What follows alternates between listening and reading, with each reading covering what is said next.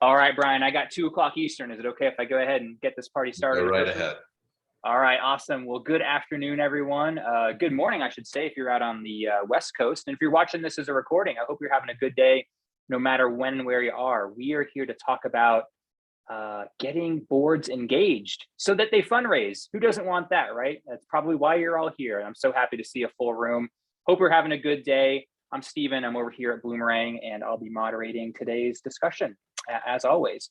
And just a couple of quick housekeeping items. Just want to let you all know that we are recording this session, and we'll be sending out the slides as well as the recording later on this afternoon. So if you get interrupted or maybe have another appointment halfway through, or you're working from home and a toddler interrupts you, which might happen to me later, don't worry, we will get all that good stuff to you later on this afternoon.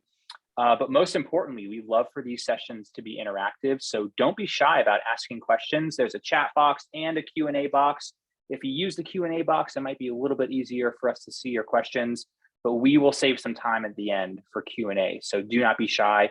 Introduce yourself in the chat if you haven't already. We'd also love to know a little bit more about you, but ask those questions. You can even send us a tweet. We'll keep an eye on that as well. The bottom line is we would love to hear from you. And if this is your first Bloomerang webinar, welcome. We do these webinars just about every Thursday throughout the year, literally 49 or 50 sessions a year. We love it. It's my favorite thing we do here at Bloomerang, and I don't think I'm the only one who feels that way. So if you have attended Bloomerang webinars in the past, welcome back. If this is your first session, we're so happy to have you. If you're here, you'll get invited to future sessions. And if you're also new to Bloomerang, if you're wondering, hey, what the heck is Bloomerang? We are, in addition to the provider of this webinar series, we're also a provider of donor management software. That is what Bloomerang is. We're a donor database. So check us out online if you're interested in learning more, or maybe you're shopping around soon. We're pretty easy to find online, and there are lots of great resources and videos on our website where you can learn a little bit more about us. But don't do that right now. At least wait 1 hour, because you all are in for a treat. My buddy, Brian Saber, is joining us from beautiful New Jersey by way of New York City. Brian, how you doing? You doing okay? I'm doing great. Thanks, Steve. This is a treat. It would not be a webinar year or season without having Brian on. He's done lots of great sessions for us. I just saw him in Tampa last week, gave him a big hug. So this is fun. You know, we're getting back in person a little bit, and it's always good to see Brian's smiling face.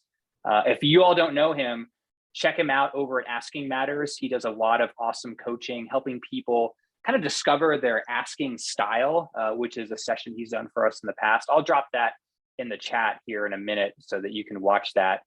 One of my favorite kind of thought leaders and leaders here in the space. He's been in your shoes. He's been an ED. He ran major gifts at Brandeis University and is now, like I said, helping people kind of discover their styles, whether they be employees or board members, like we're going to talk about today. And I'm excited, and you all want to hear from him, not me. So Brian, I'm going to stop sharing my screen. I'm going to pipe down and let you take it away, my friend. So the floor is yours.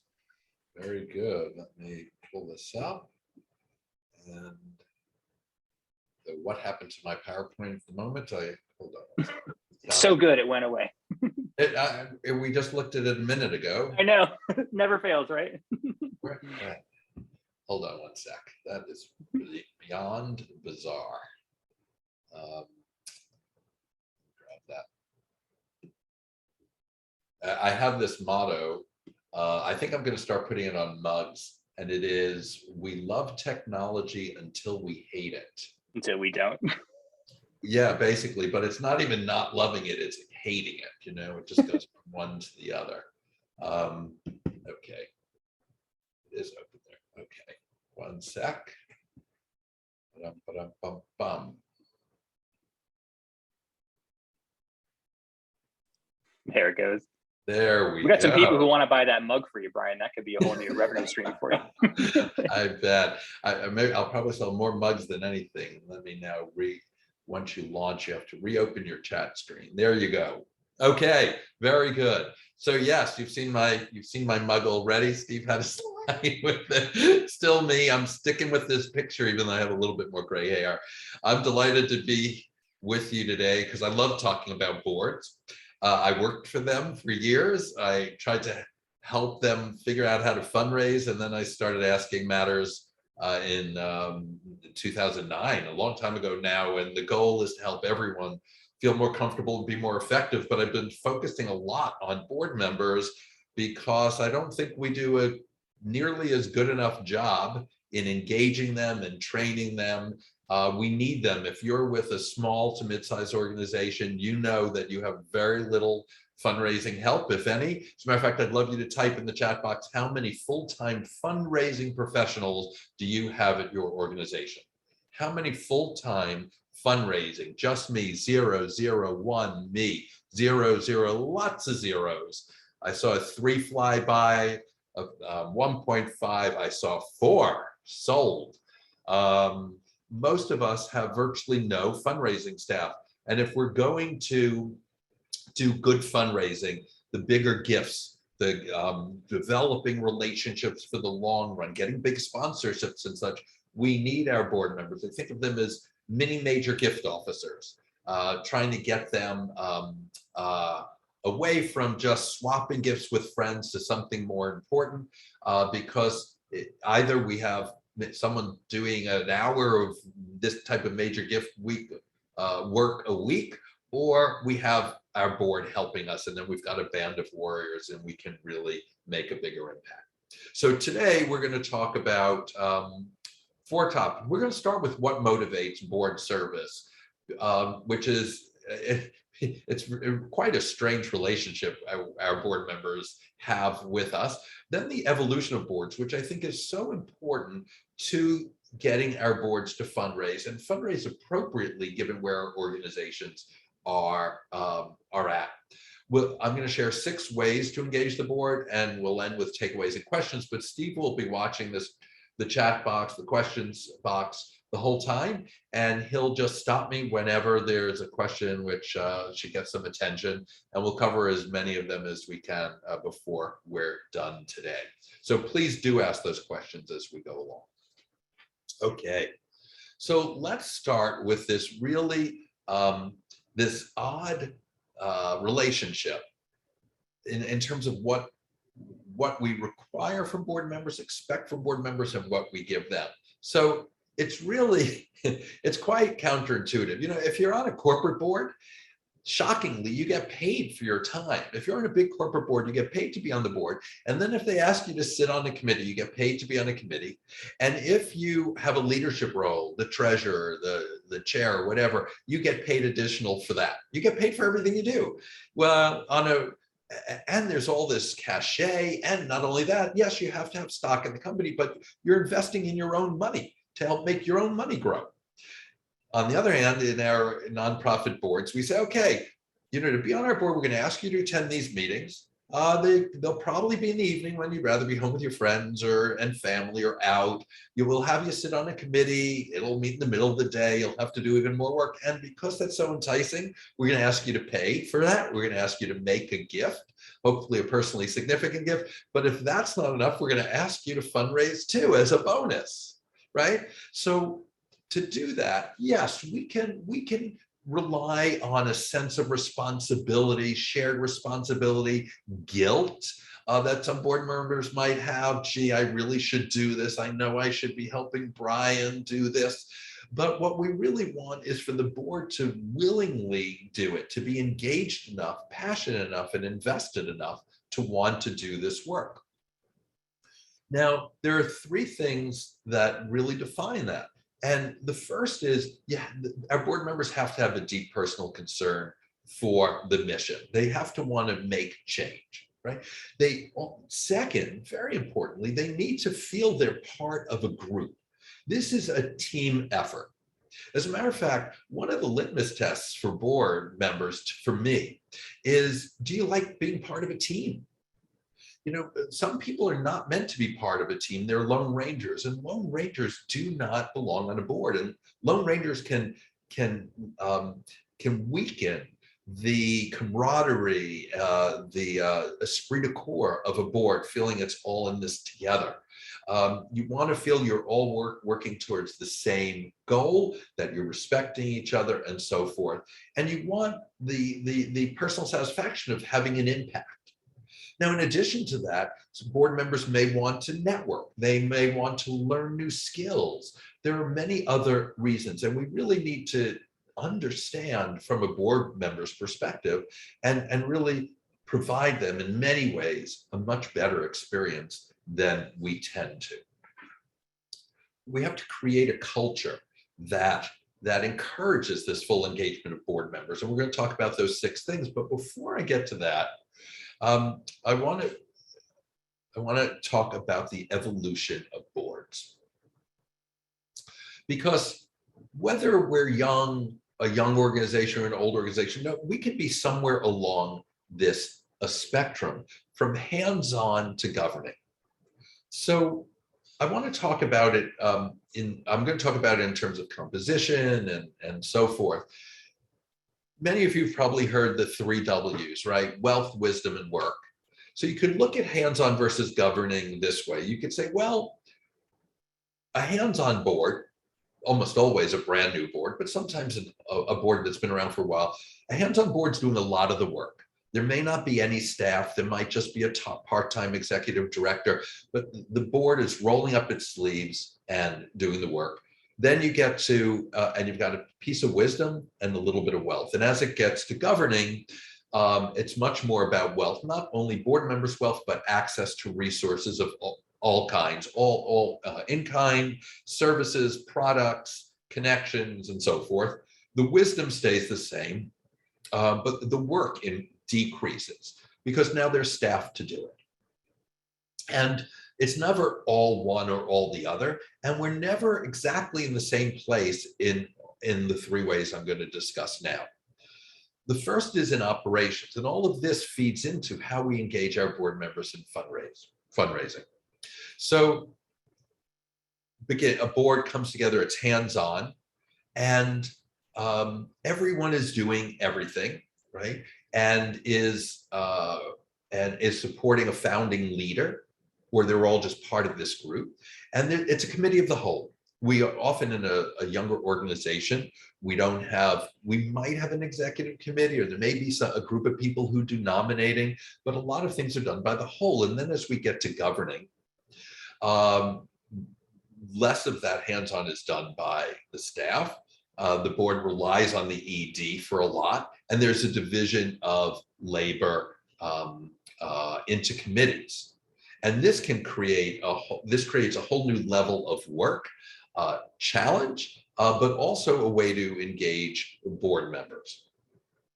And I'd love, actually, you can type in the chat box where along the spectrum in operating you think your board is. You could say all hands-on, somewhat hands-on, in the middle, mostly governing, all governing.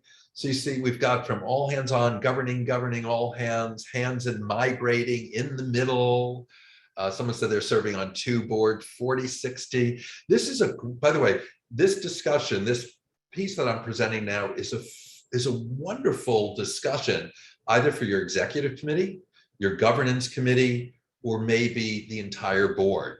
Because understanding where you are will help you figure out a bit what some of your challenges are and how to move ahead. More hands-on, mostly hands-on. So as we know, there's a spectrum here. The second is board composition.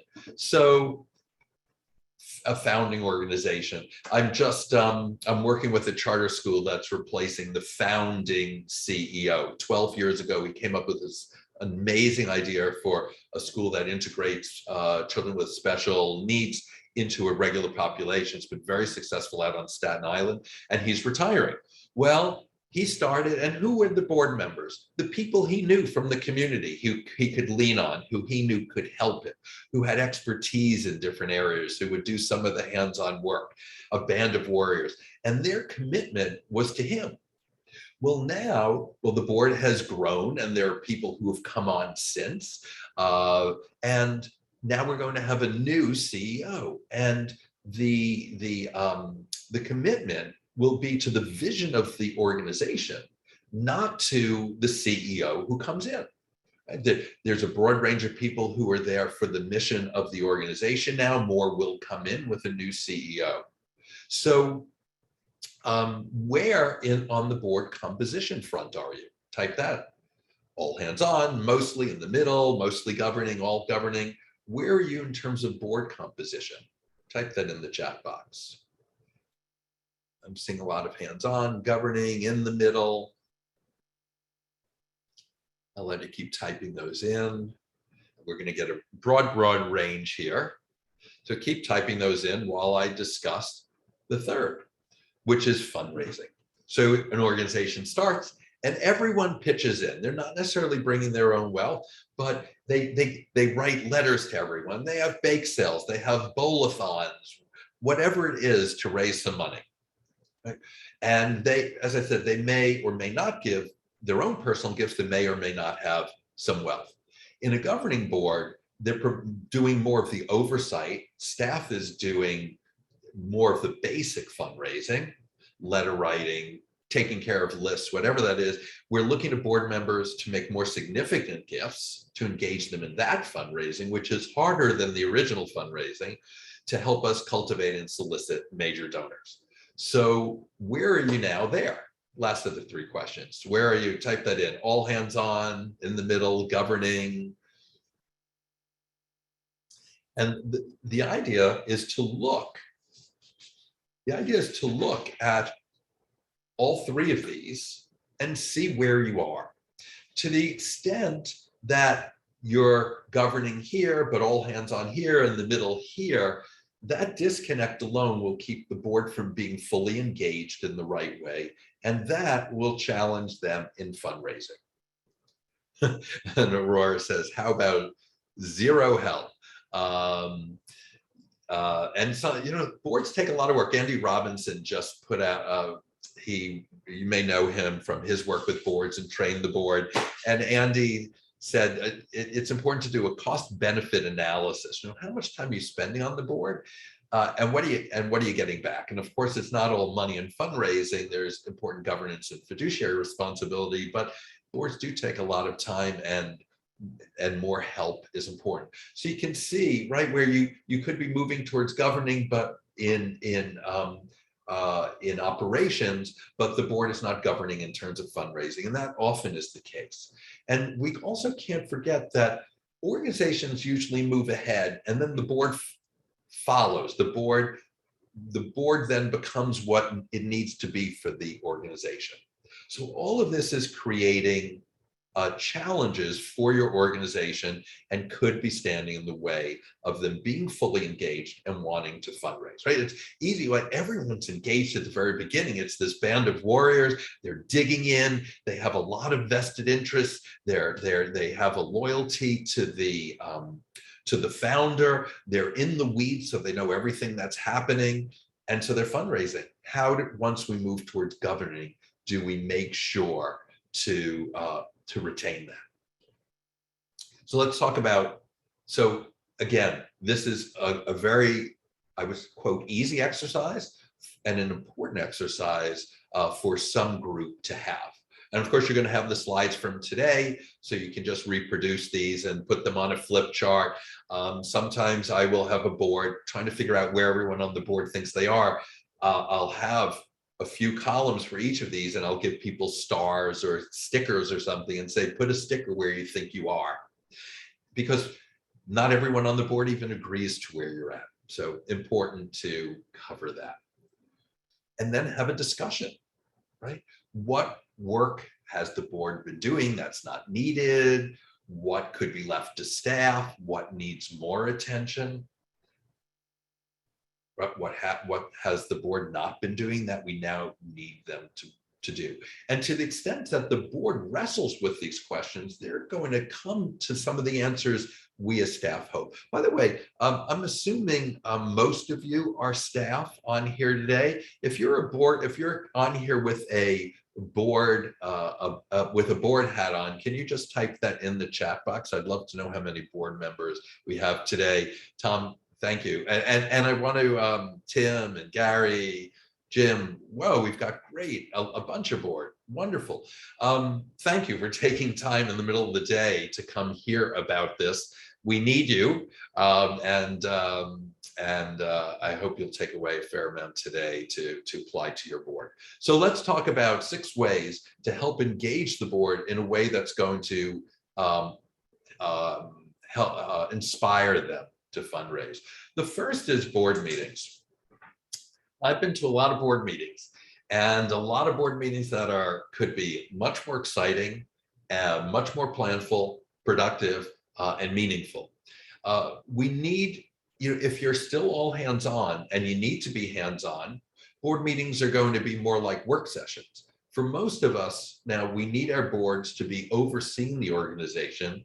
And if we want to raise their sights to thinking long-term and strategically about the organization, we need to focus them on that, as opposed to operations. We need to, not that we're keeping anything from our boards if we're staff, but we need to stop sharing all the detail and really talk and really sharing what's at a high strategic level. We need to send reports in advance and make sure that things are being discussed in committee. So there's a sense of teamwork and a division of labor. And there needs to be a program component in every meeting. I hear boards that have 1-hour meetings and they just go through the business. But remember, if you're just going through the business, so now you have this high level board, which isn't doing the hands-on work. What's the connection to program? How are you providing a connection to program so that they will be inspired and will want to engage? It will want to engage in fundraising. Connecting to the mission, as Rainey said, is what's so important. There must be a program component, especially as you move to governing. Now, that's been particularly difficult the last 2 years. It seems like we're getting to a point where we'll be able to have more people visiting programs. But in the meantime, some of us run regional and national organizations anyway, where we're not close to the program in person. And we've always had to come up with creative ways, having program people present, having participants talk about their experiences, bringing people to the board meetings. All of that's very important. Nothing is as helpful as having board members come to your programs, but that's not always helpful, not always possible. Where it is possible, I highly recommend it. When I think we had some people from, I'm sure we had people from New York. I was deputy and then ED of Hudson Guild in West Chelsea, and one of the old settlement community houses. And we had a requirement that all board members come twice to spend 3 hours each time visiting programs. They got to choose which programs, and we made sure the program director was made available. So Karen's got an international organization, so of course it's unless you have some sort of mission to the program, you're doing a lot virtually. And the benefit, there are very few silver linings to Zoom, but one of them has been the ability for people to understand video technology and appreciate that in some ways we can share things that we couldn't share otherwise. First is bringing the mission to the board members. Second, as we talked about, is bringing board members to the mission. And besides board members actually tangibly, viscerally connecting with the mission when they visit program, it gives them the opportunity to come back to your board meeting and talk to their fellow board members about the program. Now, of course, you want program directors and an executive director to do so, but to the extent that fellow board members are coming back with their enthusiasm and talking about it, that's going to engage everyone.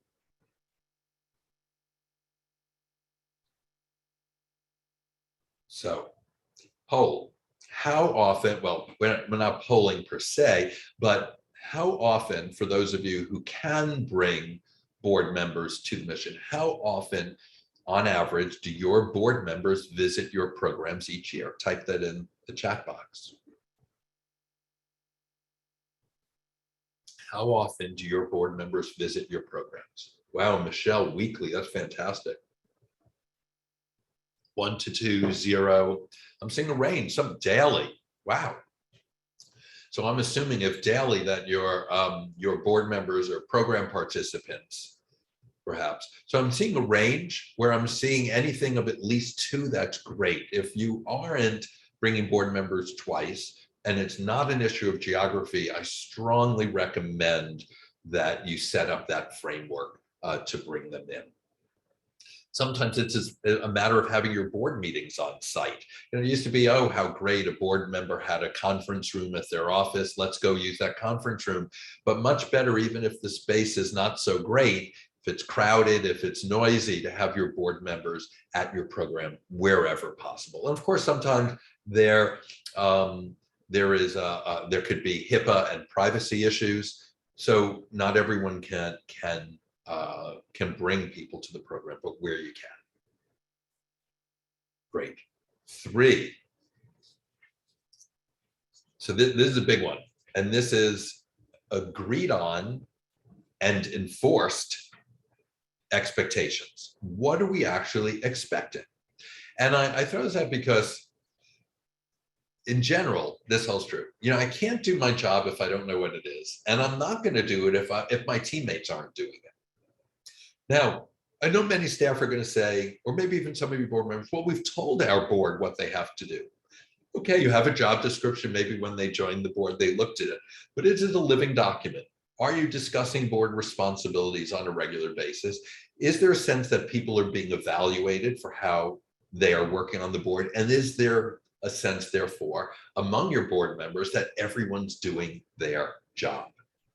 So it's really important to establish agreed to expectations, and that's both quantifiable and attitudinal, right? So some of them might be, we expect you to come to all the board meetings, we expect you to sit on one committee, we expect you to help us with a certain number of donor relationships. And the other, attitudinal, is about behavioral norms, and we're going to talk about that in a second, right? So we can talk about, here's your personal contribution, here's your committee leadership and such, but we can also talk, very importantly, about what we expect from you as a team.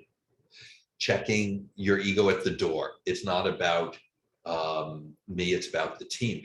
Teamwork is so important to boards. I was just on a webinar earlier, and I said to someone, one of the great questions to ask a prospective board member is, what has your experience with teams been?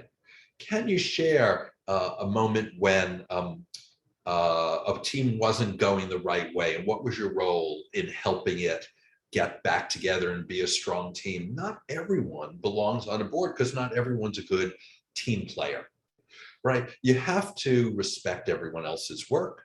You have to respect the work of committees. How many times have we had committees do very important work presented at a board and then have one board member try to derail it? It's not the place, right? If each person has their role, each committee has their role, they're expected to be experts there, and you need to expect the work of the committee. Board giving. So board giving and board fundraising. This is a lot of the work I do, is helping to clarify expectations so that board, and to set them in a way that makes sense for board members strategically. So there are some really important goals to board giving. We raise important dollars that go to the bottom line. Right? When you make what I would call a personally significant gift, you feel like an investor. It sets an example for others. And as we know, most institutions, foundations, many government funders today will say, well, does your whole board give? So it's important for the board to give, and it's important to help for your board members to understand this. That it's not just about, we need money, but it's about, these are important dollars that go to the bottom line. These are dollars that often are unrestricted because you get us as board members, we get to use them where need be, and so forth. And truly, we fundraise for the same reasons, right? To raise important dollars.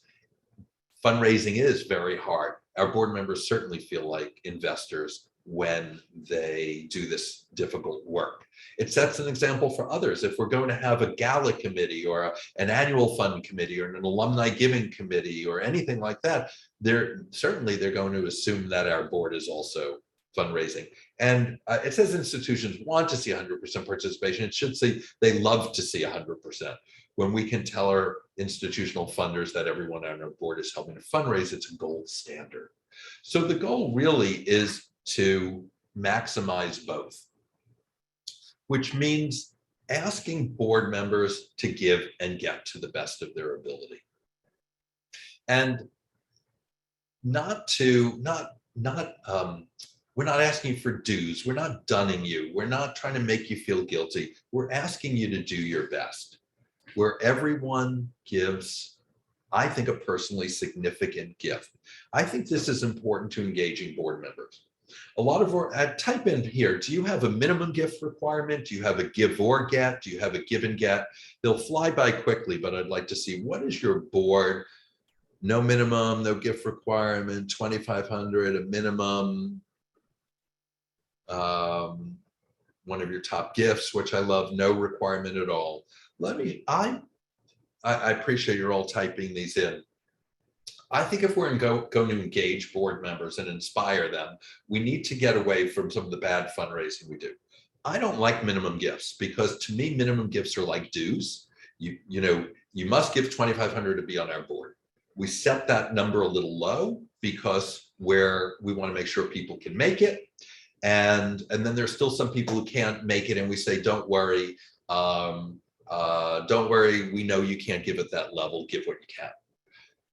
I don't like give or get, because I find that those with more capacity can just give, and those with less capacity can give less, and it means they have to go out and fundraise. So I think the way to engage board members is to ask every board member to think what's meaningful to you. That's going to be different for each person. What's a significant gift for you? Is it one of your top gifts? Some organizations say, we'd like to be one of your top 3 or 4 gifts anywhere. That would be significant. It's a gift I have to think about, or pay in installments, or I need to discuss it with my partner first, right? We want board members to think about that, because when they think about that in relation to how important the organization is to them, it engages them and it inspires them, rather than feeling like a chore or a responsibility. I do believe everyone should help cultivate relationships. This is the donor cycle that I use. There are different cycles you may have seen. All of these steps are important, and the board should be involved in these. These are easier steps than just asking for money, and they're very important steps if we're going to build relationships. I think everyone can ask for something. Again, there are so many things to ask for besides money, such as in-kind contributions, asking someone to sit on a board committee with you, asking someone to open a door. So many resources. And I do see that as our board members' responsibility, but I don't expect all board members to ask for gifts. I think that when we ask all board members to go out and ask for money, we make a mistake. I don't think that's the way to build the team. Everyone can't do it well. And I don't think everyone needs to ask. I think if everyone is cultivating and stewarding and thanking and engaging and serving as an ambassador, which almost every board member I've ever met is willing to do, the ask could be made by someone else. It could be made by staff. We have all of your organizations that have virtually no development staff. We need our board members to do all this work all year to engage our donors, whether they be individuals or our corporate sponsors or our foundations or even government officials. Because that, to me, is when we're all in it together and we're the strongest team. And everyone knows they're doing their personal best. That strengthens the team. It helps inspires them, because they're all engaged and they all feel, I know what my job is, and I know that everyone else is doing theirs. And I'm always asking for 4, not to ask everyone you know, not to look at your entire network, but are there 4 people you know or that the organization knows that you can take over? and be the major gift person for. So it means having, you have to have this in your materials when you go out to cultivate new board members, when you bring new board members on, and you want to make sure they understand what the responsibilities are. And one more piece here in this fundraising before we move on to a structure to manage the board is that we can only ask the board to do as much fundraising as the staff will support it. If you're hands-on and everyone's just, sending out their own letters and doing their own small events, they can manage most of that. But the type of work we're hoping to engage our board members in takes staff support. So we need to be careful about that. Otherwise, it's going to be very fractured. It'll come and go. So the goal is to support that work and support work at a high enough level that it makes sense to have the board involved. So we need to set expectations that everyone's agreed to that make sense, that seems strategic. Because if we keep saying that we need money, go ask your friends, go bring in these gifts, it's pretty deadening. It doesn't feel strategic. And then we have board members who say, I've asked everyone I know, I don't have any more leads. I can't step on this relationship anymore. So we want to agree to expectations that really make sense and are strategic. 4, we need a structure to manage the board. So again, hands-on, when everyone's doing everything, there's just one committee and they're asking for small gifts. But if we're asking our board to step up and work with us on significant gifts, they need to be part of a board that's really working as a governing board. So you need a management team. It could be the executive committee. It could just be your chair and your ED who meet in between board meetings and strategize, manage the board's activity, coordinate things, develop agendas. By the way, I hate when executive directors are left to develop the agendas. I do think board leadership must be involved in setting agendas. And then of course that team needs to support and evaluate the ED. What it shouldn't do is make decisions. So we don't want a group that takes over all the decision-making because then everyone else isn't engaged. We need a group that's really looking at the board and making sure it works, it's working right, that people have tasks at the right levels, that the reporting is correct, that the agendas are strong and have these mission moments we talked about. So that's 4. And of course, each of these topics we could talk about for a long time, but it's a 45-minute webinar. So 5 is to develop a board resource commitment process. I'm amazed at how little, I don't know, let me put it this way. I don't understand why we go out and ask other major gift donors, would you consider a gift of $2,500 this year? You've been giving a gift of $1,000. We're wondering if you'd give $2,500 this year. And yet we don't go to our board members and say, you've been giving $1,000 a year. Would you consider giving $2,500 a year? We don't treat our board members as donors. We don't thank them as much as other donors. We don't cultivate them throughout the year. We don't take them out for coffee. The first thing is to treat our board members as donors and to have a system where board members actually solicit each other for gifts. I know this puts a lot of fear in front of people, but board members need to solicit each other to do their best. Manage each other, get to know each other, build relationships by asking each other for gifts. And while we're doing that, we can really set out a whole plan for the year that of all the ways in which a board member can be effective, because it's not just a cash gift. It's all their work on committees, it's opening doors, it's providing in-kind services, connecting people, whatever it is. So if we're really going to inspire our board members to fundraise, we have to have a plan for the year for each of them so that they have a sense of what they can do and they have a sense of whether they accomplished it. So I'm wondering how many of you How many of you actually have a process through which you ask each board member individually for a specific annual gift?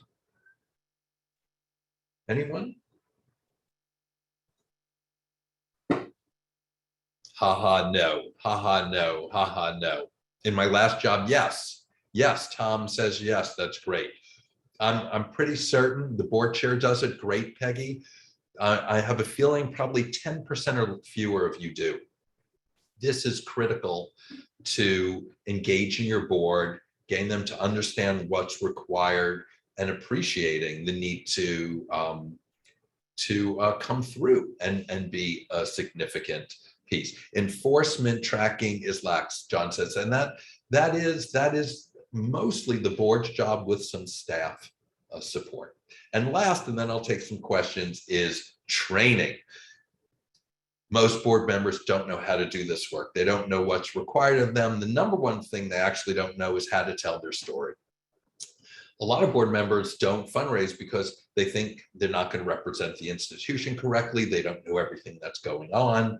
We need to help them craft their case, understand the basics of this whole process, understand the donor cycle so they can be involved in everything, how to open doors, ask questions, deal with maybes, deal with no's. We must provide training if we want our board to do any fundraising other than what's done hands-on, the small scattershot stuff that brings in dollars, however we may need them.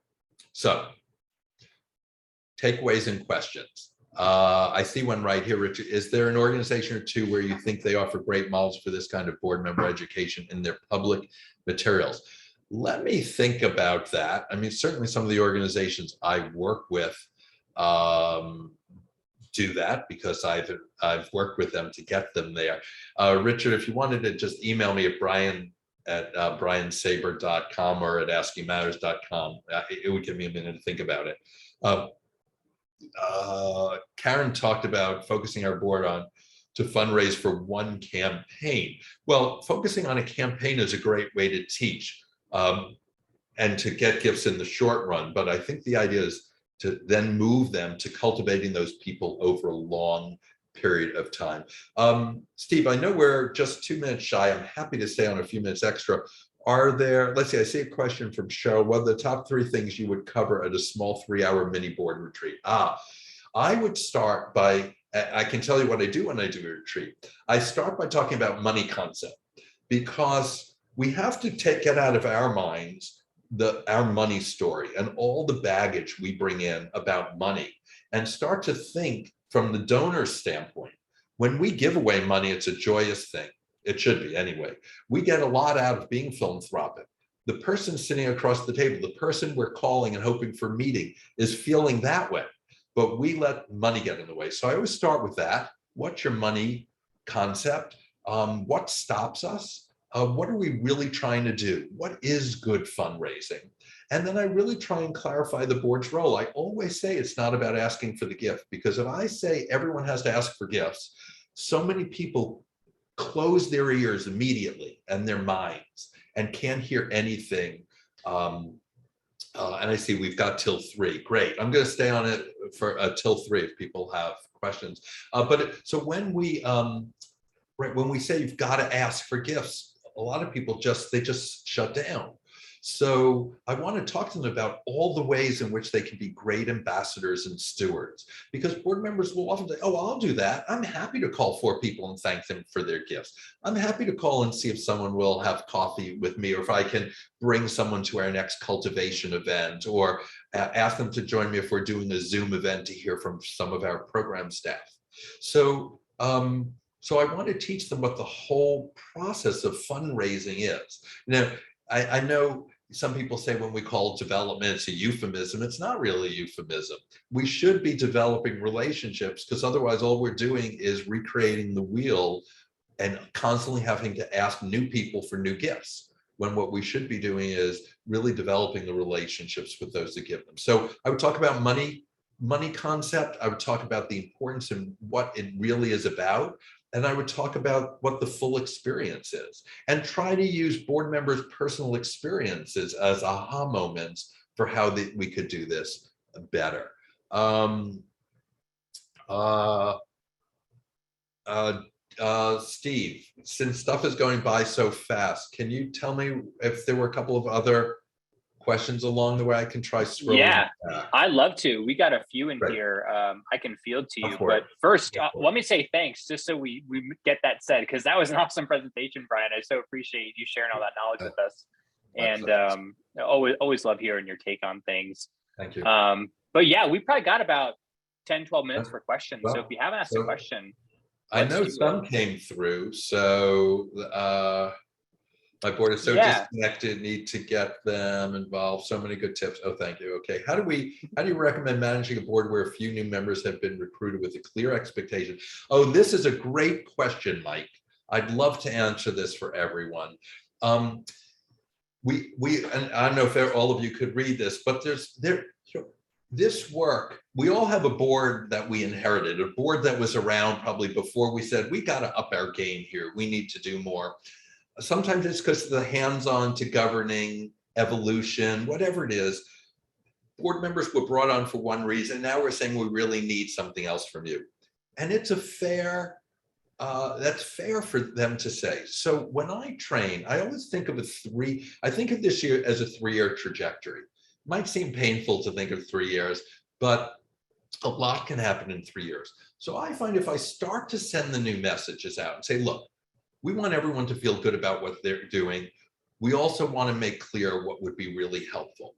This would be helpful, this would be helpful. So we're going to give you some more training. We're going to make our expectations clearer. All we're asking you to do is do your best, right? And so if this is where you're at and you can't do any more than you've been doing, okay. But we're going to train you, we're going to give you a newer perspective. Many people will understand that and say, okay, I can rise to that occasion. When I institute something like this at an organization and I start to solicit all the board members or create a system, board contributions triple the first year, time and again, double or triple, because board members haven't been asked to stretch before, right? So some rise to the occasion immediately. A few might say, oh, this isn't the board for me. I understand what you need, I'm going to leave. A few won't leave because this organization means so much to them and they don't want to leave their position. Over the 3 years, as you continue the training, you're also bringing on new board members. So if you can bring on 2 board members a year, in 3 years, you've got 6 new board members. Let's say you had 15 board members and 5 of them got it automatically and a few of them got it over time and 3 of them left. And now you brought on 6 and you brought them on with the new job description. So they all know, to Mike's point, what the new requirement is. In 3 years, you've got 90% of the board or more. You have transformed the board. I often talk about this as evolution versus revolution. In revolution, something is so bad, you just throw it out and start again. If you have a board that's had malfeasance and all sorts of things, you throw them out and you start again. But for 99% of our organizations, what we want to do is evolve. And you do have to give people time to grow. And you have to give the organization time to grow and absorb the change. And I think that's a 3-year process. So that would be my advice, to start sending the messages now without excluding everyone, acknowledging everyone's coming from a different place to begin with, and to just keep reinforcing those messages and providing training. Steve, Brian, we got else? here from Seth. I thought it was a pretty good one.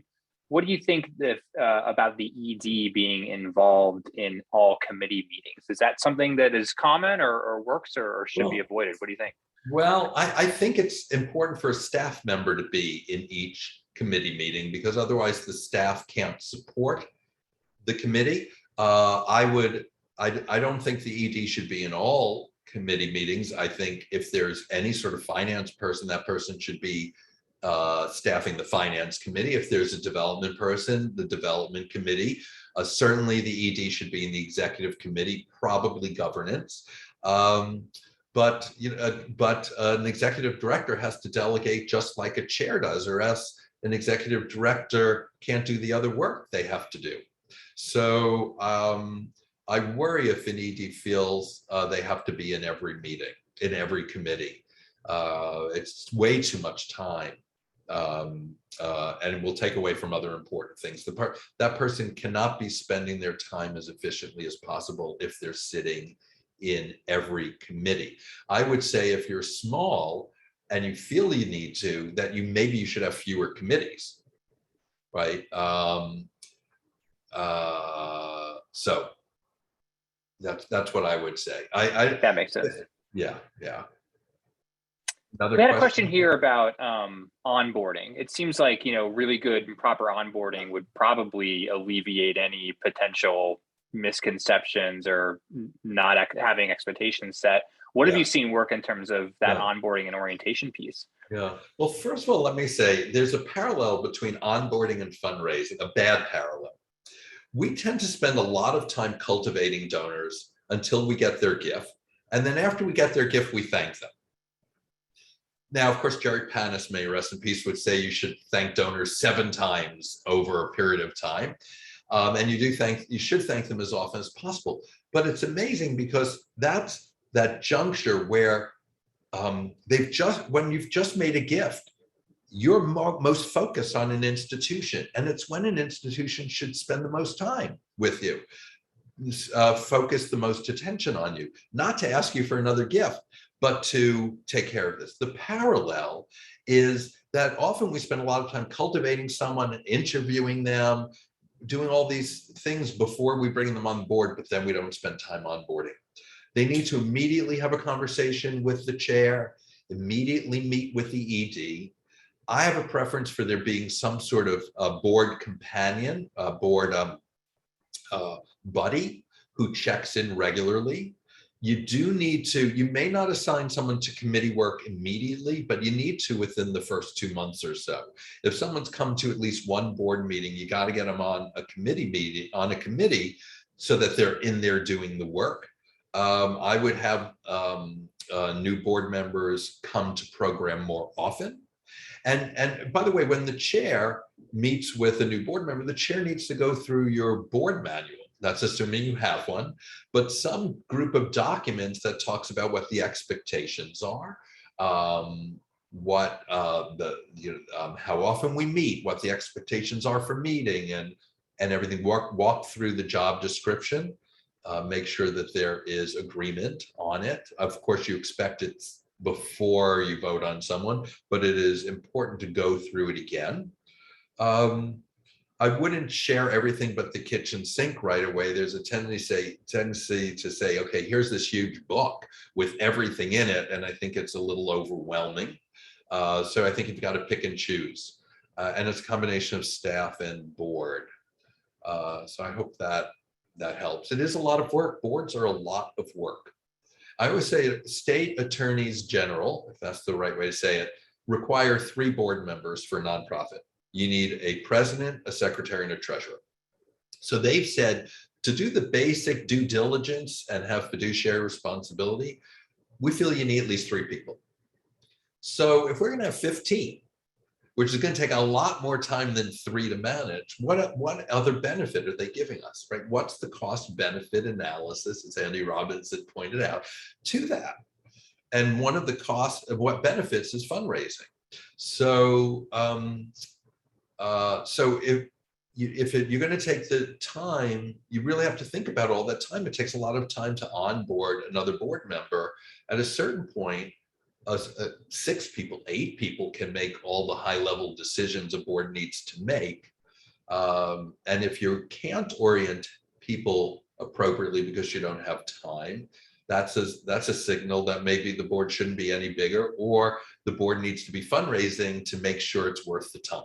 Because opinions are worth something. You need the board's buy-in, but there is a certain point at which any nonprofit of a certain size now, all of you have $1 million and better nonprofits probably have professional staff, and many of you on today are professional staff. We can make a lot of the decisions, right? We don't want to dumb that down, pardon me. So we want the board involved at very high strategic levels. And if we're going to have a large board, then it needs to be fundraising. So, and then the onboarding is worth the time. So I guess I went a little off on that, but only because it's easy for me to recommend all these things. It's easy to sit here and say, oh, you should do this, you should do that. We only have so much time. So I have actually an economics background. So I'm always thinking in terms of cost benefit analysis anyway. You got to make it worth your time, because you can't just make time out of thin air. All the things I'm telling you to do, if you didn't do them before, where are you going to find the time to do them? Sometimes it's being more efficient, sitting on fewer committees, having the board operate at a higher level, so there's less micromanagement, less circling, spinning of wheels and such, so that there is more time to take care of other things. Well, speaking of that, Sophie here has a board that is kind of stuck on that being very hands-on, and they aren't, to go back to your spectrum, yes, on that, strategic high-level governing. What should she do? What are people in her shoes as well when they're doing the task? They got to transition to that higher level. Is Sophie board or staff? Do we know that? I'm gonna guess staff, but I don't know for sure. Okay, let's assume staff. So the first thing I'd say is I would ask this question: what information are you feeding your board? I just want to make sure it's not a staff thing. It often is not, but if you as an ED feed a lot of details to your board, you invite their comments on all those details. So let's just put that on one side. It could be helpful for you to raise the level of your reports, not sure. More probably, it is the board drilling down and wanting too much detail, and that's a governance issue. It's very hard as an executive director to fix it on your own, because you report to these people. One of the weird things about the nonprofit world is that we report to the board, and yet we're expected to direct the board and critique the board, and it's a very bad position. We have to have a board chair or an executive committee or a governance committee, someone or some group of people willing to take responsibility for the board, or it can't work. The executive director is just always going to be put in this terrible position. And it sounds like that could be part of it. If there isn't strong leadership, then everyone's just chiming in with what they think. They need to understand they can't. As a matter of fact, in a governing board members should not be talking to any staff members except the executive director, unless it's the person who runs their committee, or they're doing some volunteer work. But it isn't okay for board members to just, contact any staff member to find things out, right? So that sort of gatekeeping can only happen if board leadership does its job and polices board members. Otherwise, it is a tough position. I've been in that position, and it's difficult, and it's not easy to get good board leadership. Like, we have 1.5 million plus nonprofits. Every one of them needs a board leader, and they're not getting any training. So I love the nonprofit world. I wouldn't work anywhere else, but we are quirky and we're not always efficient. So we're working with what we have and trying to make it better at the edges, because if we were just selling widgets, it would be one thing, but we're really trying to change lives, and sometimes that is a bit messy. So yeah, That's why it's fun, though, right, Brian? That's why it is fun. Well, we make a difference in the world. That's why we're all on this today, and we care. We're doing it because we care. And but sometimes it's difficult because we're asked to do it with very few resources. Our board members mostly don't get the training they need to be. Imagine the training a corporate board member gets. All the trainings they're put through, or the due diligence and everything, and we're just happy someone joined. It's can be difficult. So best practices are great, but they're hard, and I always move a little bit further in that direction, because you can't do it all. Well, I'm glad that you were with us to share some knowledge to Sure. push us in the right direction. This was really fun, Brian. How can people get a hold of you? Because we didn't get to all the questions, and I'm so sorry about that. But well, I want to give you the last word. Well, Asking Matters is my company, so you can go to askingmatters.com. Actually, and that's where you can take. We didn't talk about it today, but the asking style quiz, and learn who you are as an asker. I have another website, briansaber.com. I'm not big on social media, but sometimes I'm on LinkedIn. You can find me if you type it in, and brian@askingmatters.com is my email. So if you have a question, a follow-up, I know I said to someone, ask me your question again later, feel free to write to me at brian@askingmatters.com. Yeah, do reach out. Obviously, he's a wealth of knowledge and a great human being as well. So thanks for doing this, Brian. I know you're super busy. This is like webinar number 8 for you or whatever this week, but I appreciate it. It's my pleasure. I love Bloomerang and I love you guys. You're great. So I'm always delighted to be on your platform. Thank you. And well, feelings are mutual, and yeah, we've got a great webinar coming up next good. week. Who is it? Our friend Christina Edwards, who, if you don't know her, Good. Brian, I'll introduce you, but she's going to talk about using social media for your next campaign. Always a good topic. So if you're here, you'll be invited to that next Thursday at noon Eastern. Totally free, totally educational as always. And we'd love to see you on that session. If that time doesn't work out, register anyway, actually, because we'll send you the recording. You won't take anyone's spot. That is no problem at all. And we've got a lot of other sessions on through the end of the year already. Hard to believe, but it's April. And we've got a lot of great sessions coming up. So check out our webinar page to kind of peruse that schedule. So we will call it a day there. Like I said, we will send the recording and the slides later on this afternoon. So just be on the lookout for those. Reach out to Brian, and hopefully we will see you again on the next Bloomerang session. So have a good rest of your Thursday. Hope you have a good week. If you're celebrating Passover and Easter, I hope that goes well for you. And we would love to see you again next week. So stay safe, stay healthy. We need all of you out there doing good work, like Brian said, and we will talk to you again soon. Bye now. Take care.